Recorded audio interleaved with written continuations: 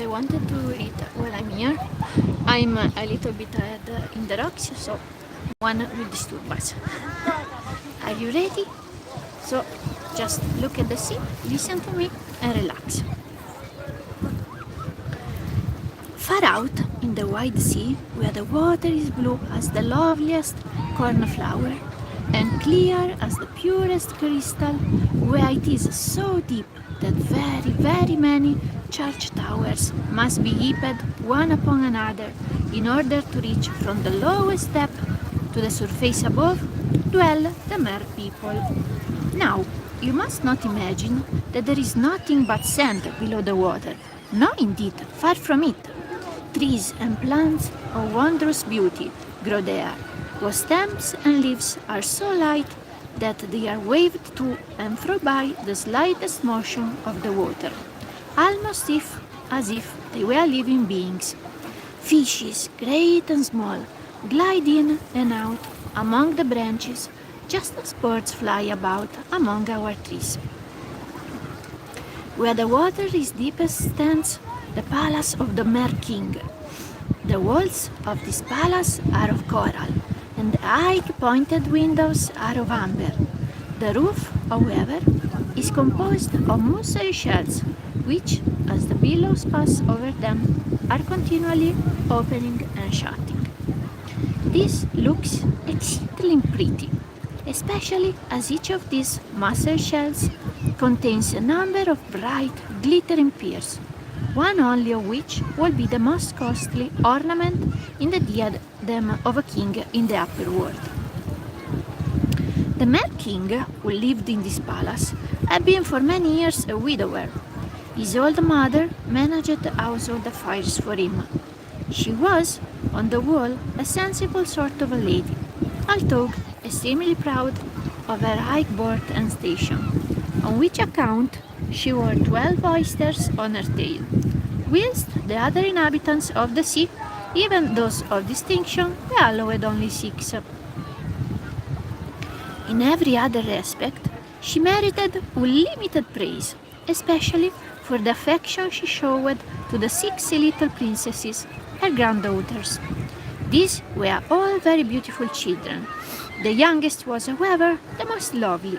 Her skin was as soft as delicate as a rose leaf.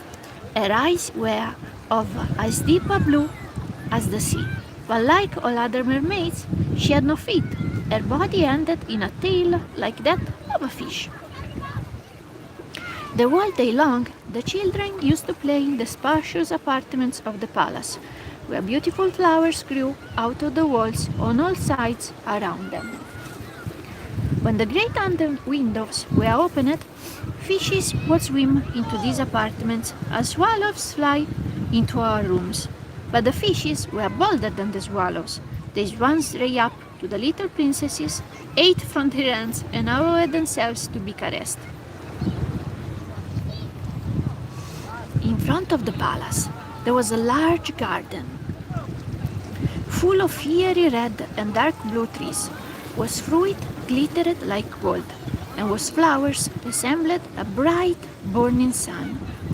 The sand that formed the soil of the garden was of a bright blue color, something like flames of sulfur, and a strangely beautiful blue was spread over the wall, so that one might have fancied oneself raised very high in the air, with the sky at once above and below, certainly not at the bottom of the sea.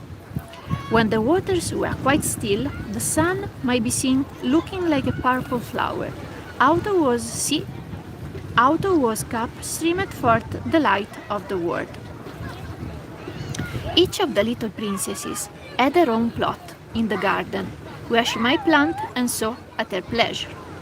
One chose hers to be made in the shape of a whale, another preferred the figure of a mermaid, but the youngest had hers quite round. You can see the picture. Like the sun, and planted in it only those flowers that were red, as the sun seemed to have. She was certainly a singular child, very quiet and thoughtful, all the contrary of the Ariel of the Little Mermaid, whilst Her sisters were adorning themselves with all sorts of gay things. They came out of a ship which had been wrecked. She asked for nothing but a beautiful white marble statue of a boy which had been found in it. She put the statue in her garden and planted a red weeping willow by its side. The tree grew up quickly and let its long boughs fall upon the bright blue ground, where ever-moving shadows played in violet hues as if boughs and roots were embracing.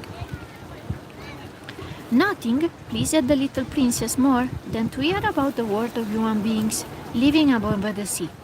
She made her old grandmother tell her everything she knew about ships, towns, men, and land animals, and was particularly pleased when she heard that the flowers of the upper world had a pleasant fragrance, for the flowers of the sea are scentless, and that the woods were green, and the fishes fluttering among the branches of various gay colors, and that they could sing with a loud, clear voice.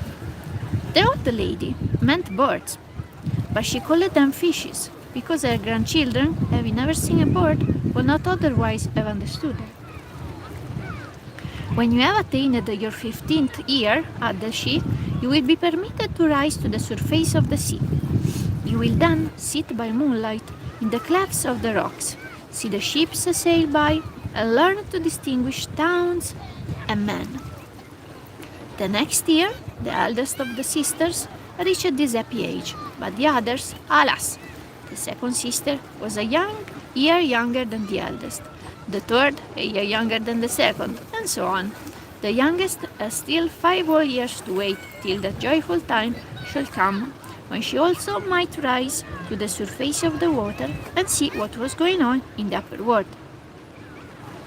However, the eldest promised to tell the others of everything she might see, when the first day of her being of age arrived, for the grandmother gave them but little information, and there was so much that they wished to hear.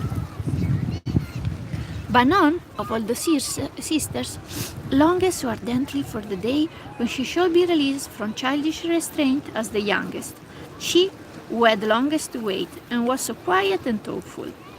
Many a night she stood by the open window, looking up through the clear blue water, whilst the fishes were leaping and playing around her. She could see the sun and the moon. Their light was pale, but they appeared larger than they do to those who live in the upper world. Ship kill.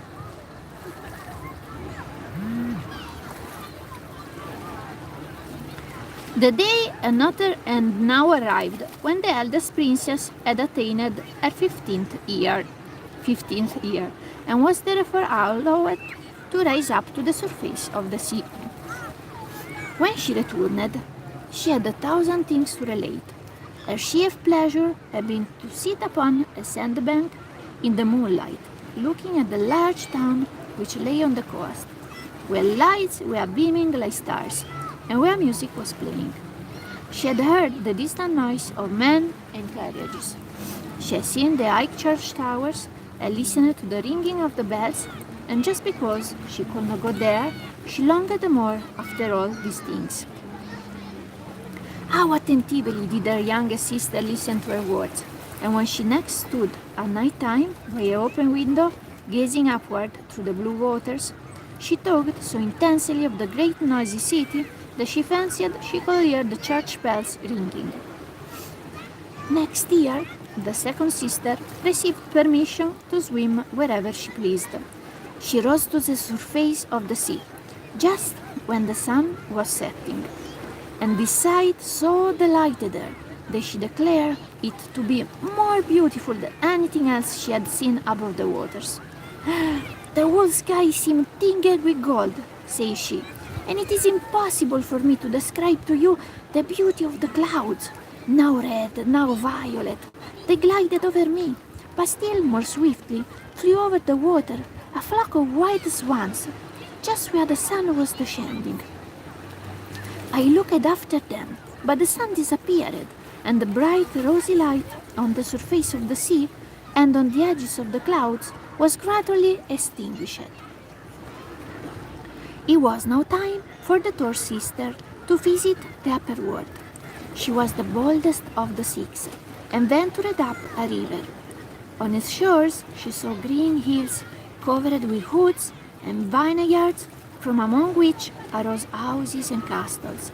She heard the birds singing, and the sun shone with so much power that she was continually obliged to plunge below, in order to cool a burning face. In a little bay she met with a number of children who were bathing and jumping about. She would have joined in their gambols, but the children fled back to land in great terror, and a little black animal barked at her in such a manner that she herself was frightened at last, and swam back to the sea. She could not, however, forget the green woods, the verdant hills, and the pretty children, who, although they had no fins, were swimming about in the river so fearlessly. The fourth sister was not so bold. She remained in the open sea, and said on her return home she thought nothing could be more beautiful. She had seen ships sailing by, so far off that they looked like seagulls. She had watched the merry dolphins gambolling in the water, and the enormous whales sending up into the air 1,000 sparkling fountains. The year after, the fifth sister attained her 15th year. A birthday happened at a different season to that of her sisters. It was winter. The sea was of a green color, and immense icebergs were floating on its surface. These, she said, looked like piers. They were, however, much larger than the church towers in the land of human beings. She sat down upon one of these piers and let the wind play with her long hair. But then all the ships hoisted their sails in terror and escaped as quickly as possible. In the evening, the sky was covered with sails, and whilst the great mountains of ice alternately sank and rose again, and beamed with a reddish glow, flashes of lightning burst forth from the clouds, and the thunder rolled on, peal after peal. The sails of all the ships were instantly furled, and horror and affright reigned on board. But the princess sat still on the iceberg, looking unconcernedly at the blue zigzag of the flashes. The first time that either of the sisters rose out of the sea, she was quite enchanted at the sight of so many new and beautiful objects. But the novelty was soon over, and it was not long ere their own home appeared more attractive than the upper world, for not only did they find everything agreeable. Many an evening will the five sisters rise hand in hand from the depths of the ocean.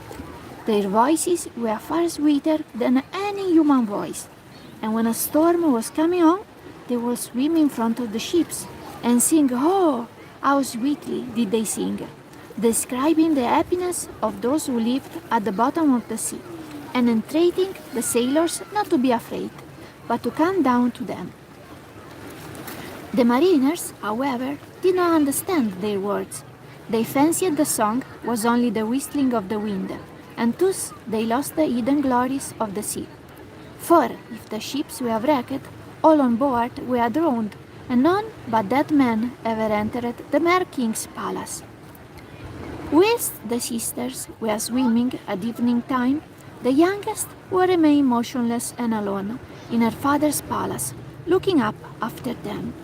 She would have wept, but mermaids cannot weep, and therefore, when they are troubled, suffer infinitely more than human beings do.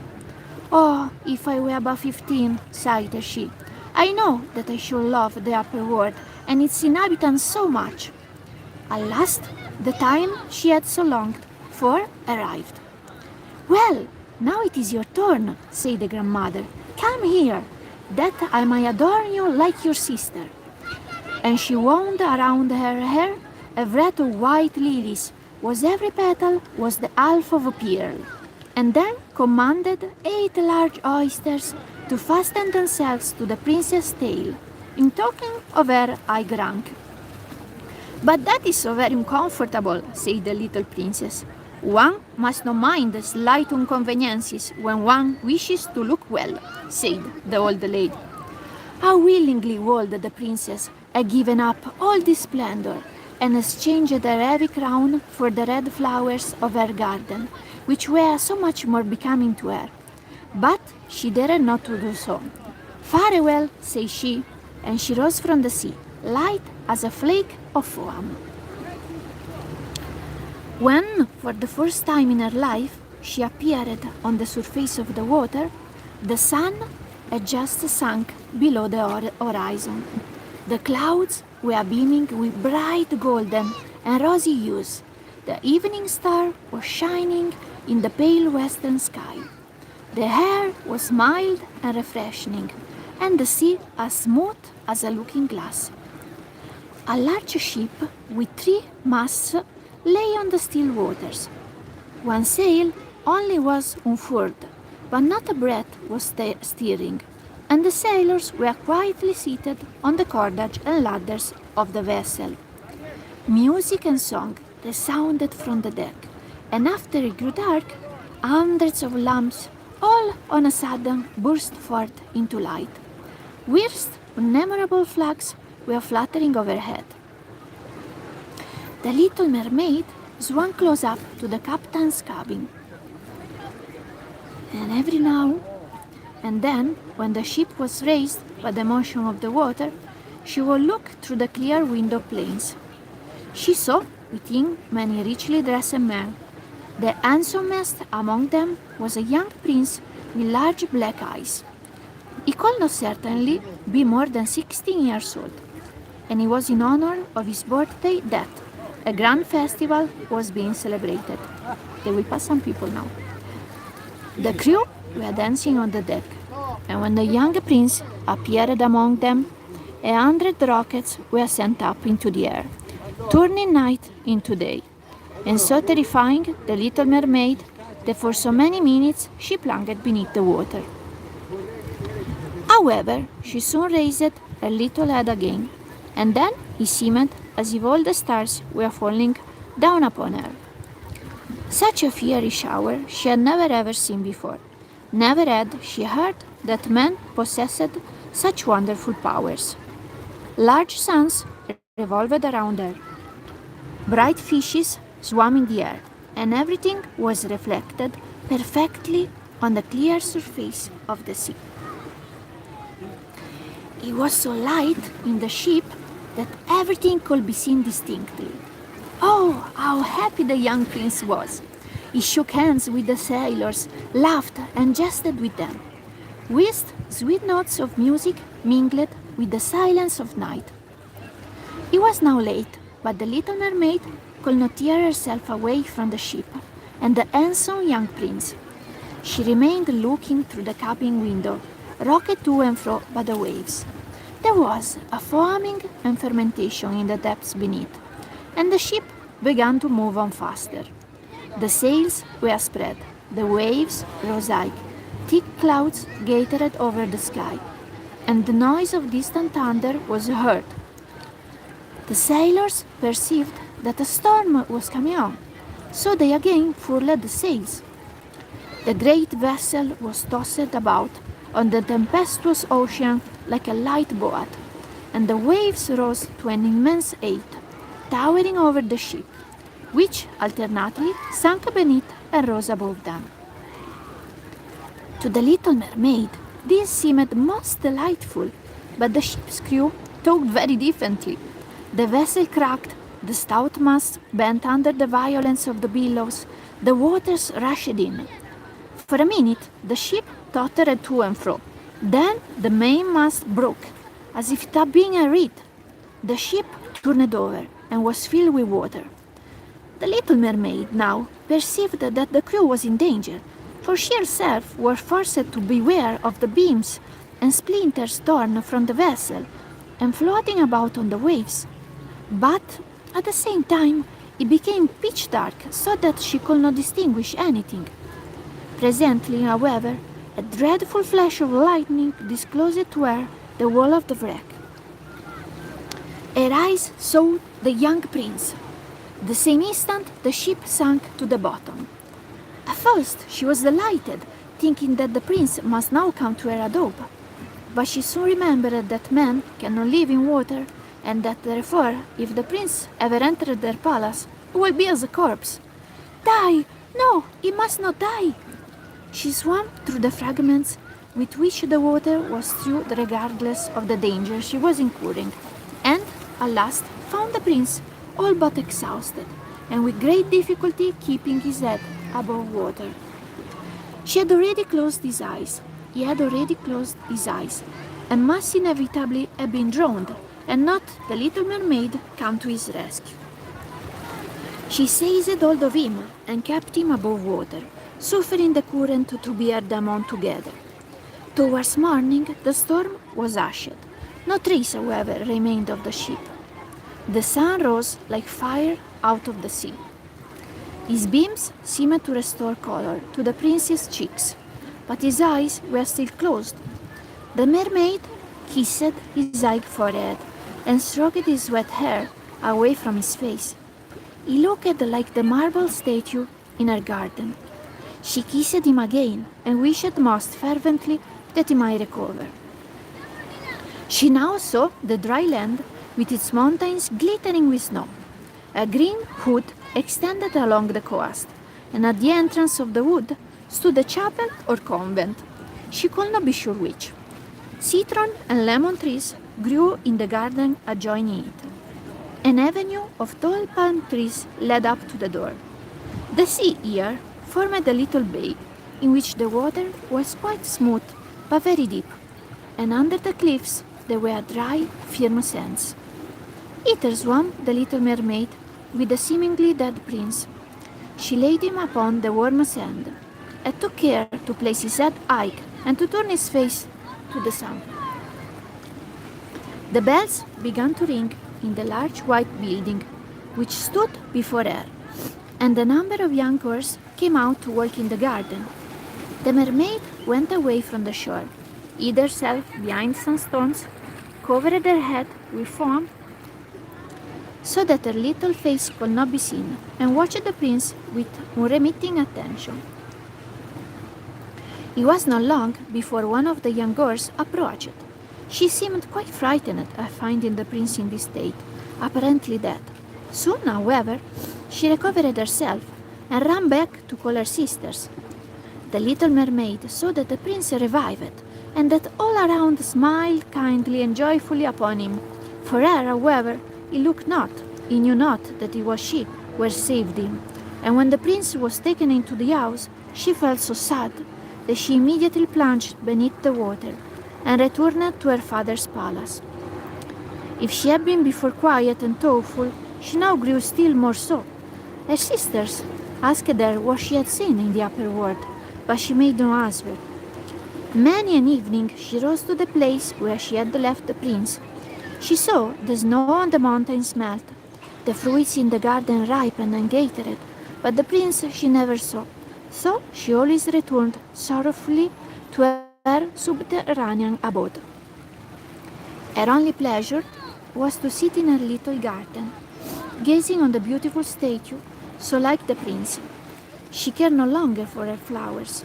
They grew up in wild luxuriance, covered the steps, and entwined their long stems and tendrils among the boughs of the trees, so that the whole garden became a bower. At last, being unable to conceal her sorrow any longer, she revealed the secret to one of her sisters, who told it to the other princesses, and they took some of their friends. Among them was a young mermaid who recollected the prince, having been an eyewitness herself to the festivities in the ship. She knew also in what country the prince lived, and the name of his king. "Come, little sister," said the princesses, and embracing her, they rose together arm in arm out of the water, just in front of the prince's palace. This palace was built of bright yellow stones. A flight of white marbles steps led from it down to the sea. A gilded cupola crowned the building, and white marble figures, which might almost have been taken for real men and women, were placed among the pillars surrounding it. Through the clear glass of the high windows, one might look into magnificent apartments hung with silken curtains, the walls adorned with magnificent paintings. It was a real treat to the little royal mermaids to to be also splendid and abode. They gazed through the windows of one of the largest rooms, and in the center saw a fountain playing, whose water sprang up so high as to reach the glittering cupola above, through which the sunbeams fell dancing on the water, and brightening the pretty plants which grew around it. The little mermaid now knew where her beloved prince dwelt, and henceforth she went there almost every evening. She often approached nearer the land than her sister adventured, and even swam up the narrow channel that flowed under the marble balcony. Here, on a bright moonlight night, she would watch the young prince, who believed himself alone. Sometimes she saw him sailing on the water in a gaily painted boat with many colored flags waving above.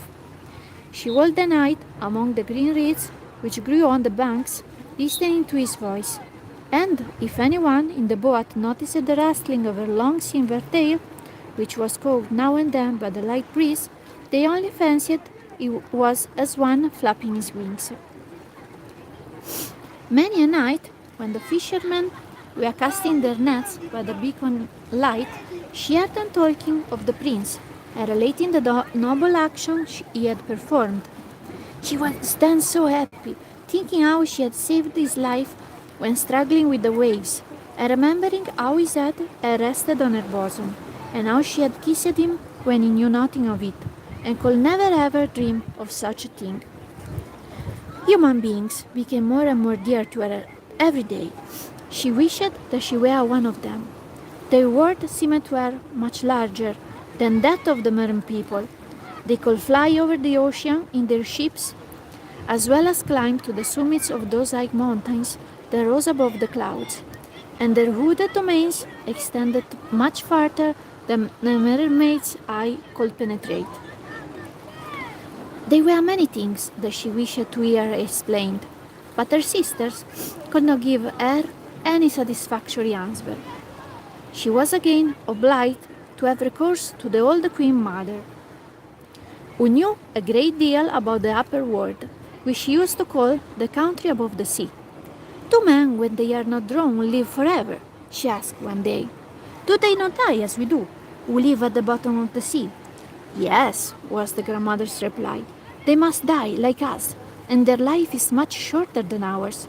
We live to the age of 300 years, but when we die, we become foam on the sea, and are not allowed ever to share a grave among those that are dear to us. We have no immortal souls, we can never live again, and are like the grass which, when once cut down, is withered forever. Human beings, on the contrary, have souls that continue to live when their bodies become dust, and as we rise out of the water to admire the daub of man, they ascend to glorious unknown dwellings in the skies which we are not permitted to see." "Why have not we immortal souls?" asked the little mermaid. "You have, it's not true the story. I would willingly give up my 300 years to be a human being for only one day, thus to become entitled to that heavenly world above." "You must not think of that," answered her grandmother. "It is much better as it is. We live longer and are far happier than human beings. So I must die and be dashed like foam over the sea, never to rise again, and hear the gentle murmur of the ocean, never again see the beautiful flowers and the bright sun. Tell me, dear grandmother, that there are no means by which I may obtain an immortal soul?" "No," replied the old lady. "It is true that if you could so win the affections of a human being as to become dearer to him than either father or mother, if he loved you with all his heart and promised you the priest joined his hands with thine to be always faithful to you, then his soul will flow into you, and you will then become partaker of human bliss. And you worst then become partaker of human bliss. But that can never be, for what in our eyes is the most beautiful part of our body, the tail, the inhabitants of the heart think hideous, they cannot bear it. To appear handsome to them, the body must have two clumsy props which they call legs." The little mermaid sighed and looked mournfully at the scaly part of her form, otherwise so fair and delicate. "We are happy," added the old lady. "We shall jump and swim about merrily, For 300 years. That it is a long time. And afterwards we shall repose peacefully in death. This evening we have a court ball. The ball, which the Queen Mother spoke of, was far more splendid than any that Heart had ever seen. The walls of the saloon were of crystal, very thick, but yet very clear. Hundreds of large, massive shells were planted in rows along them. The shells were some of rose color, some green as grass, but all sending forth a bright light, which not only illuminated the whole apartment, but also shone through the glassy walls so as to light up the waters around for a great space, and making the scales of the numberless fishes, great and small, crimson and purple, silver and gold colored, appear more brilliant than ever. Through the center of the saloon flowed a bright, clear stream, on the surface of which danced mermen and mermaids to the melody of their own sweet voices, voices far sweeter than those of dwellers upon earth. The little princess sang more harmoniously than any other, and they clapped their hands and applauded her. She was pleased at this, for she knew well that there was neither on earth or in the sea a more beautiful voice than hers. But her thoughts soon returned to the world above her. She could not forget the handsome prince. She could not control her sorrow at not having an immortal soul. She stole away from her father's palace, and whilst all was joy within, she sat alone, lost in thought in her little neglected garden. On a sudden, she heard the tones of horns resounding over the water, far away in the distance, and she said to herself, "Now he is going out to hunt. He whom I love more than my father and my mother, with whom my thoughts are constantly occupied, and to whom I will so willingly trust the happiness of my life. All will I risk to win him, an immortal soul. Whilst my sisters are still dancing in the palace, I will go to the enchantress, whom I have hitherto feared so much, but who is, nevertheless, the only person who can advise and help me." So the little mermaid left the garden and went to the foaming whirlpool beyond which dwelt the enchantress. I will make a pause here. You can still enjoy a little bit the sun, and I will read the second part later. I hope you enjoyed this first part of the story.